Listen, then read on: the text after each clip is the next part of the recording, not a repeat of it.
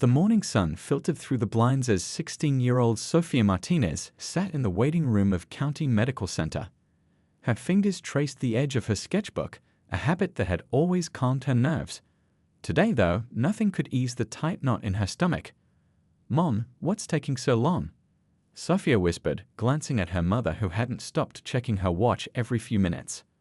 Rosa Martinez tried to smile, but worry lines creased her forehead. "The doctor probably just got caught up with another patient, honey. It'll be okay." But Sofia knew it wasn't okay. Nothing had been okay for weeks now. First came the tiredness that sleep couldn't fix. Then bruises appeared on her arms and legs after barely bumping into things. Last week, she nearly fainted during art class. That's when her art teacher, Mrs. Chen, called her mom and insisted something wasn't right. "Sofia Martinez?" A nurse in blue scrubs appeared at the doorway, clipboard in hand.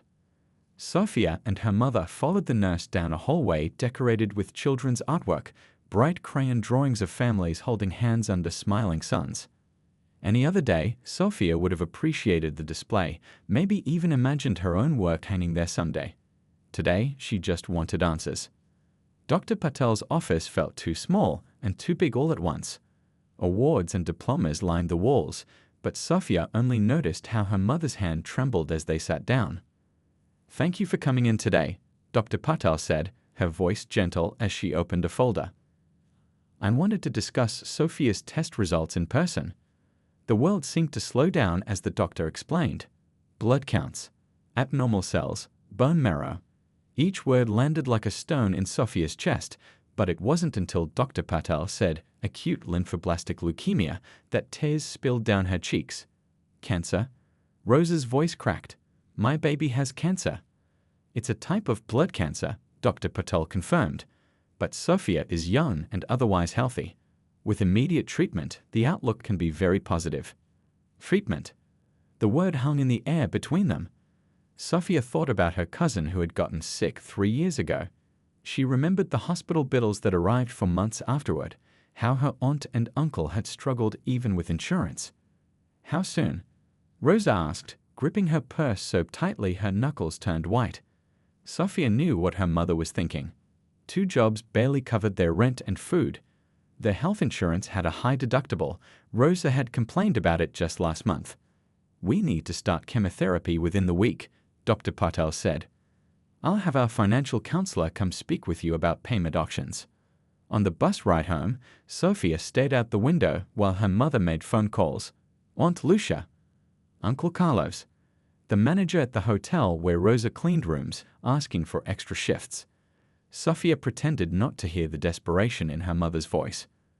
That night, unable to sleep, Sofia pulled out her art supplies. Painting had always been her escape. Her fingers moved almost on their own, colors blending as she worked through her fear. By morning, she had completed 3 watercolors, a sunset over their apartment building, wildflowers pushing through sidewalk cracks, a hummingbird hovering near a feeder. Looking at her finished work, Sofia had an idea. Last summer, a local coffee shop had displayed student artwork with little price tags. She'd sold 2 paintings, not much money, but enough for a new set of brushes. "Mom," Sofia said at breakfast, pushing her untouched cereal aside, "I think I can help with the medical bills." Rosa looked up from the stack of insurance papers. "What do you mean?" Sofia spread her paintings across the table.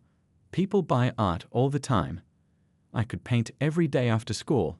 Maybe on weekends, I could set up somewhere downtown where tourists shop." "Honey, that's sweet, but..." "Please, Mom, I need to do something. I can't just sit around waiting to get sick." Rosa's eyes welled with tears as she picked up the hummingbird painting. Then she nodded slowly. "Okay," she said, "we'll try it. Together." That afternoon, instead of crawling into bed like she wanted to, Sofia set up her easel by the window. As sunshine warmed her face, she began to paint. Not because she believed art could save her life, but because it gave her a reason to fight for it. 3 days after her diagnosis, Sofia sat on a folding chair at the corner of Maple Street and 5th Avenue. The spot was perfect, right where the city's arts district began, with plenty of foot traffic from both locals and tourists.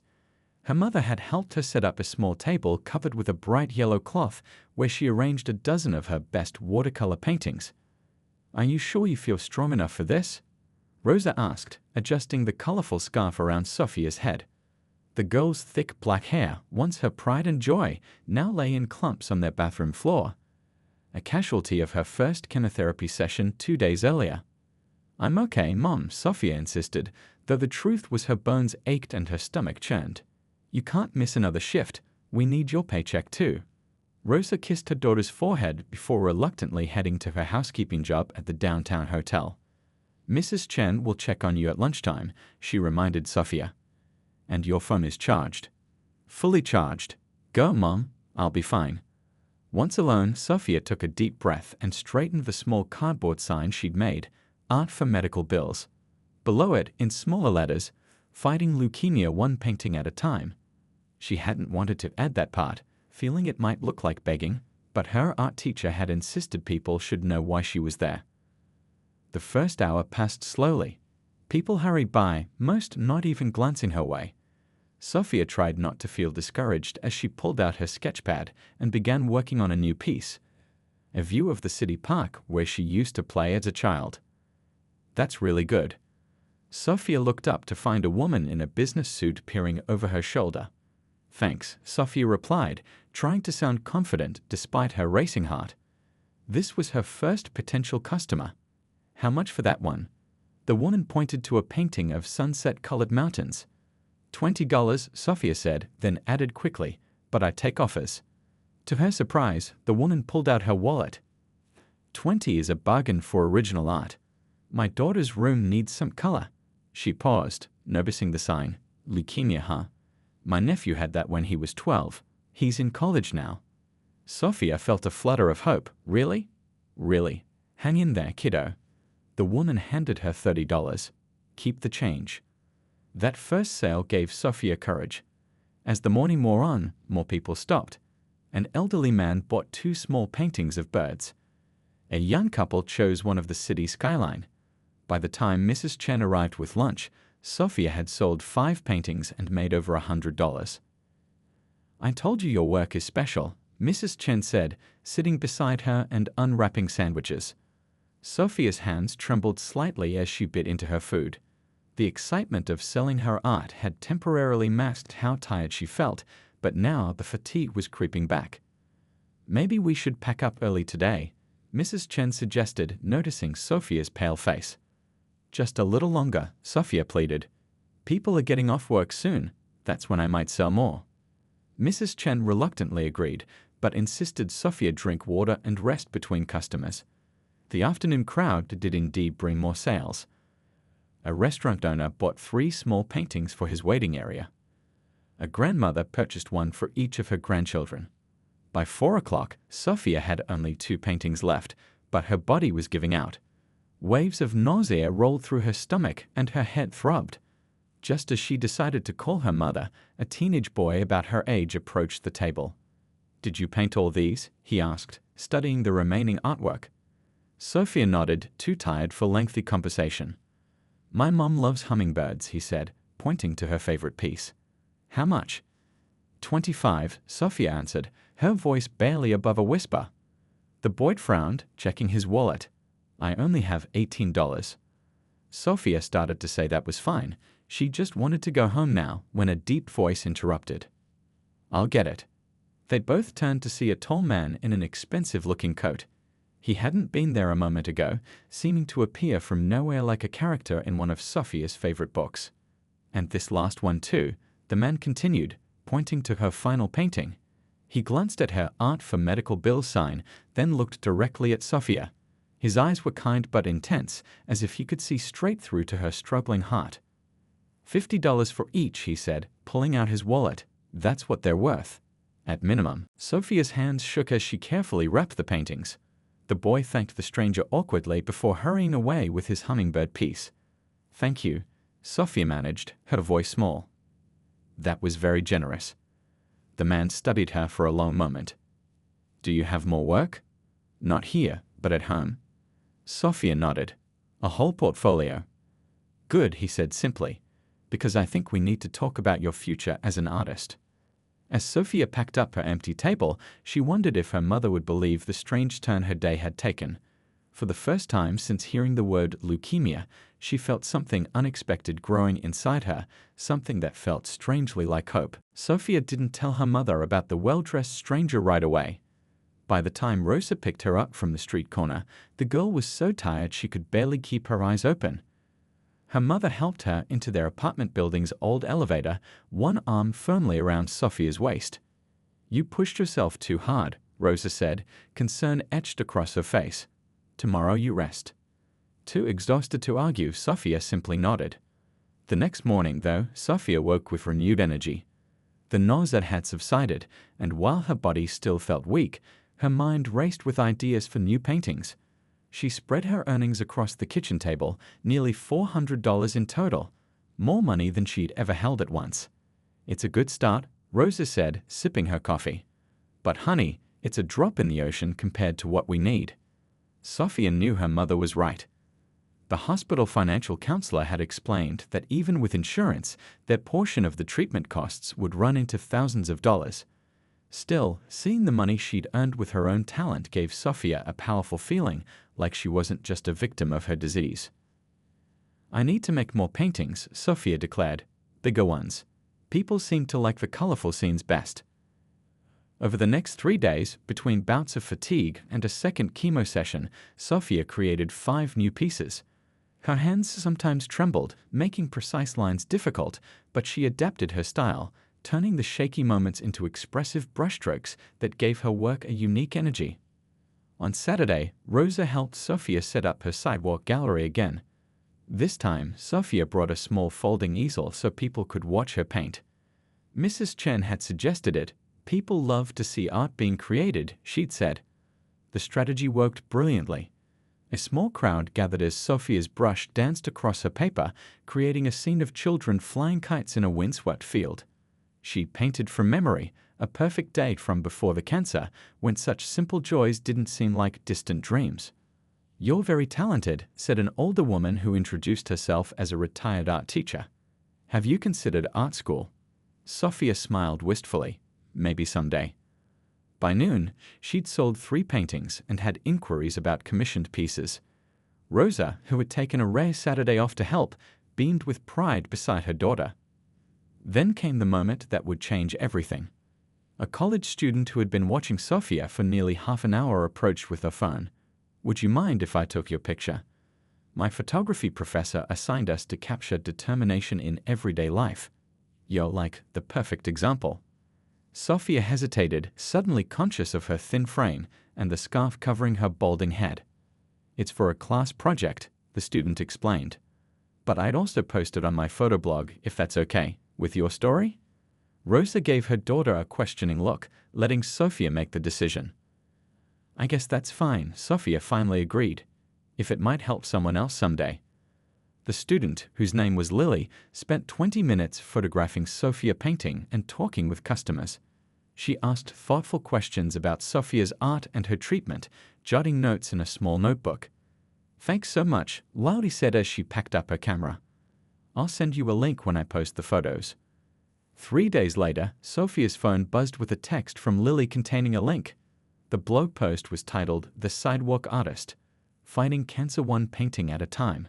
Beneath the headline were striking photos of Sophia at work, her thin hands steady on the brush, her eyes intense with concentration despite her obvious illness.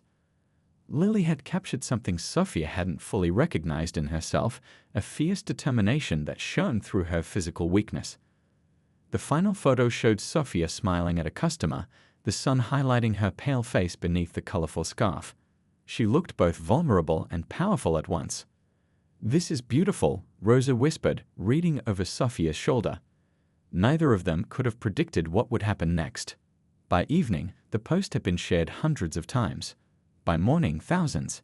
Comments poured in from around the city, then the state, then beyond. "Where can I buy her art? How can we help this brave girl? Someone needs to give her a proper gallery showing." Sophia stared at her phone in disbelief as notifications kept coming. Among them was a message from a local news station requesting an interview.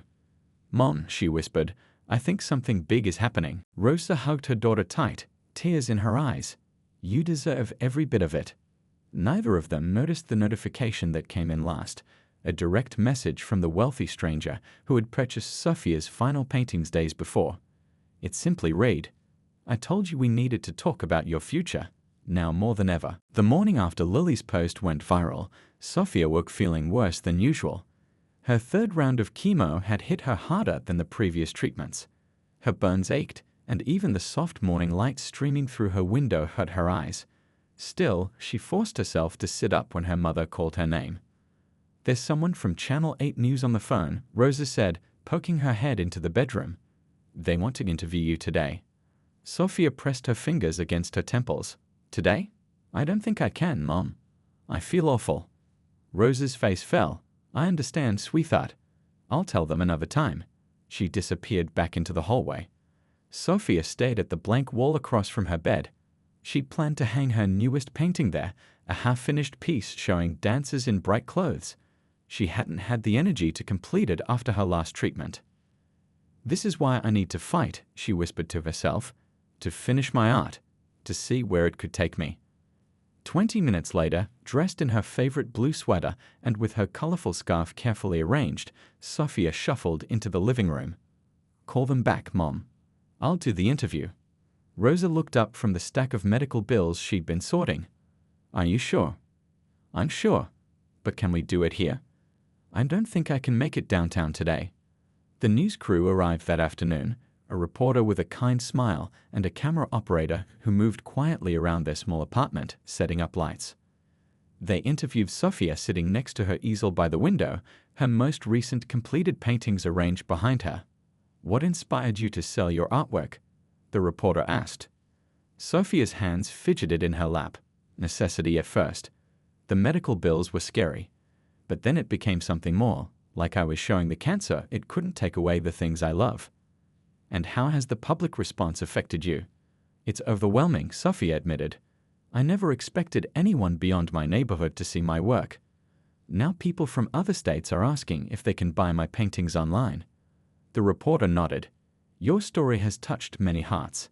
Comments on social media show people are inspired by your courage." Sophia felt her cheeks warm. "I don't feel courageous most days. I just don't know how to give up." After the interview, Rosa brought Sophia a cup of tea. "You did wonderfully," she said, kissing her daughter's forehead.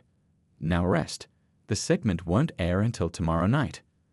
But rest didn't come easily. Sophia's phone kept buzzing with notifications, mostly strangers offering support or asking about her art. One message, though, caught her attention again. The mysterious wealthy man who had bought her paintings.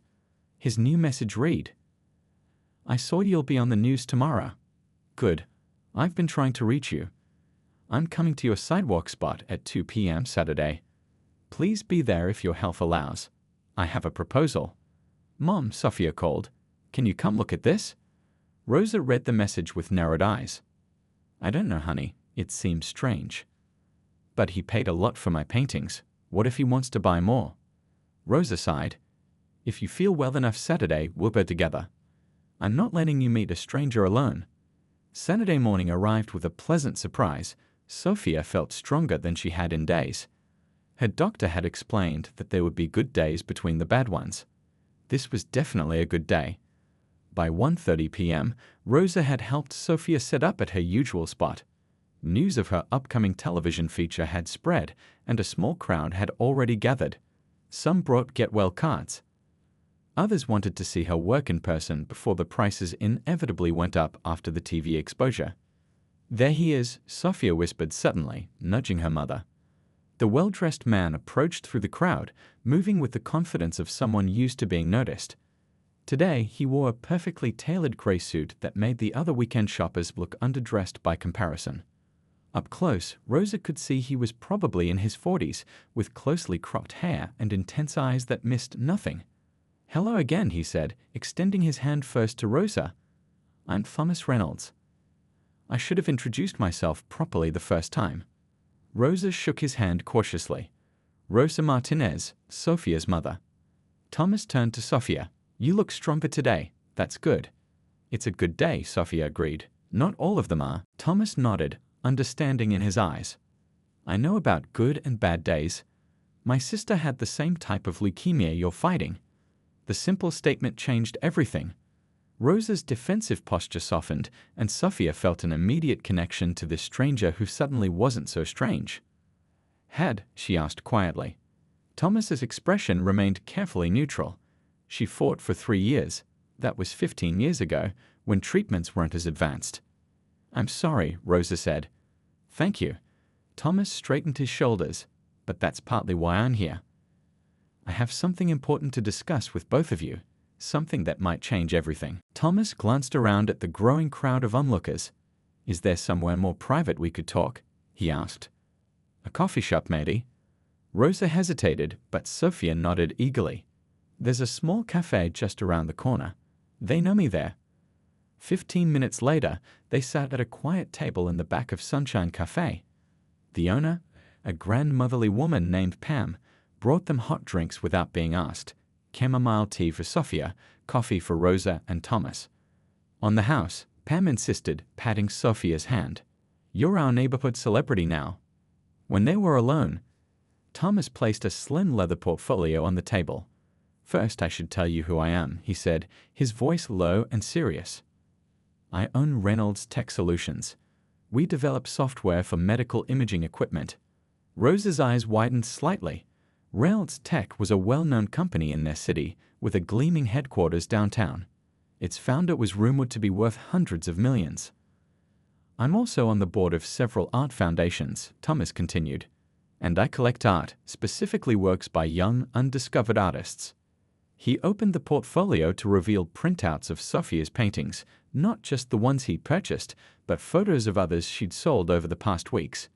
Beside each image were handwritten notes, price estimates, and comments on technique. How did you get these? Rosa asked, her voice sharp with suspicion. I've had someone watching your daughter's sidewalk gallery, Thomas admitted. One of my assistants bought several pieces through different customers. I needed to be sure. Sure of what? Sophia asked, her hands wrapped around her warm teacup. Thomas looked directly at her, sure that your talent is real, that you're not just getting attention because of your story. Sophia felt her cheeks flush. And you're extraordinary. Thomas said it simply, like stating a fact about the weather. Your use of color, the emotion in your work, it's rare in artists twice your age. With proper training, you could be exceptional. Rosa leaned forward. That's very flattering, Mr. Reynolds, but please call me Thomas. Thomas, we appreciate your interest in Sophia's art, but we have more pressing concerns right now. Thomas nodded. Her treatment, the medical bills, that's why I'm here. He pulled a check from his jacket pocket and placed it on the table.